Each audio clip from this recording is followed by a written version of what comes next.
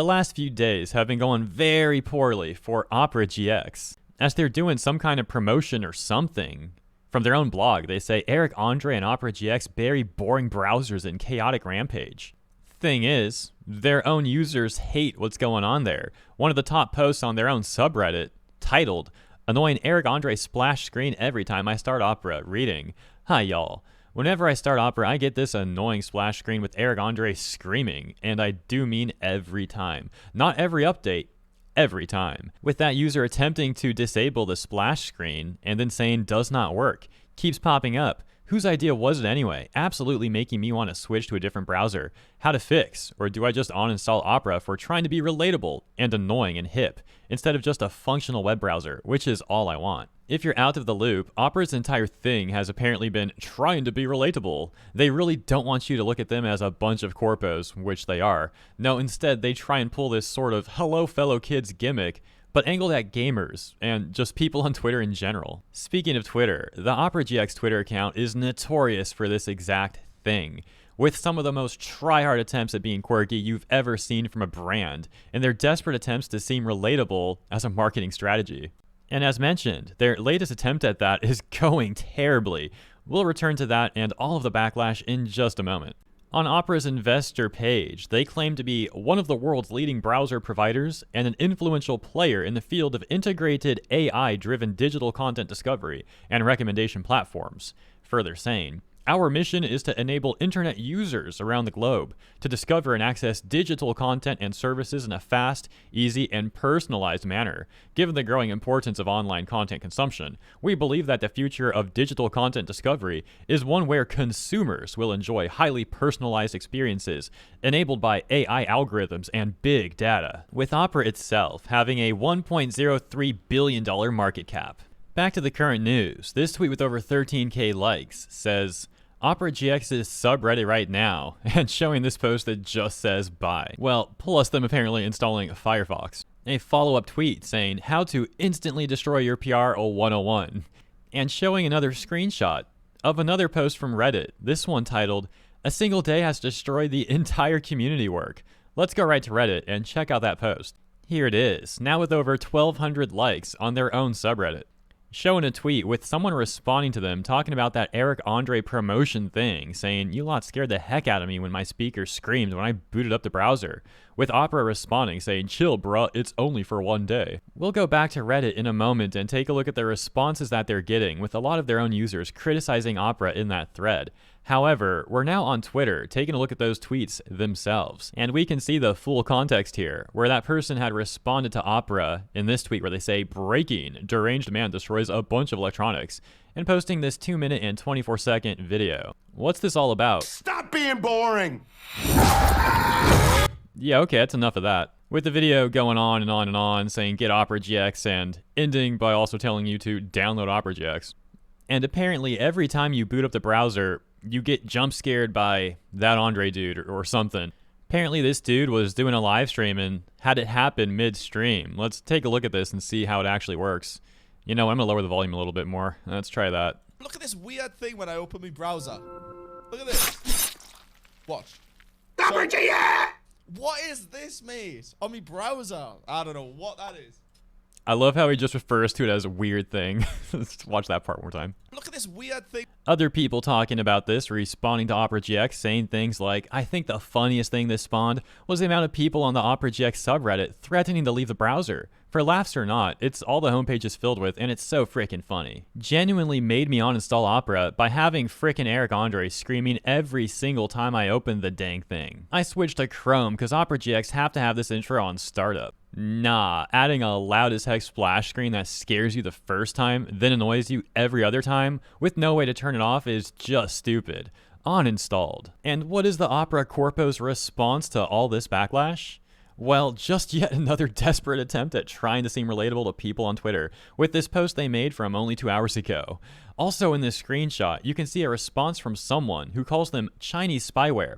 This is something the Opera Corpos really hate. So much so, actually, that they apparently even saw that response and ended up blocking that person to try and hide that response.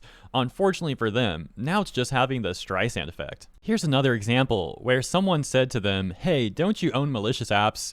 and their response was to block that person. Interestingly enough, the corpos at Opera GX don't just have a history of blocking people on their main account who criticize them or call them Chinese spyware, yet they've even blocked thousands of people apparently on their corporate VTuber account. As Permaband wrote here, don't let this distract you from the fact that Opera VTuber did a Steve Shivs and blocked thousands of people, including Pippa, for absolutely no reason, and who have never interacted with them, still to this day. Oh yes, Opera GX embedded the stream on their browser. That's in reference to another situation where Opera was getting massive criticism. Speaking of their corporate VTuber account, since all the backlash they got, they also made this tweet, apparently sending in the VTuber, right?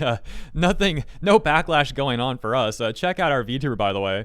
And yes, indeed, if you were not aware of that, Opera GX literally released a VTuber like months back in an attempt to seem relatable to people. Hello, fellow kids, fellow gamers. Yes, we have our own VTuber. We heard you like VTubers. Come check out our VTuber. And be sure to download Opera GX. The reality is, it's all just marketing. It's all just manipulation. I really dislike when a corporation that has nothing to do with niche interests that I have tries to appeal to those niche interests. It just comes off as so extremely fake to me. I see right through it. I think a lot of people feel the same way too. However, oddly enough, there's still a lot of people who don't see through that, and they eat that pandery corporate slop right up. Now, do you remember this tweet that we took a look at earlier in the video talking about what's going on the Opera GX subreddit, the one that has 13k likes, and then got this follow-up saying how to instantly destroy your PR 101? Well, they followed it up by saying, seems like Twitter has decided to shadow ban the previous reply I've added on here without notifying me. Anyways, here's the image version.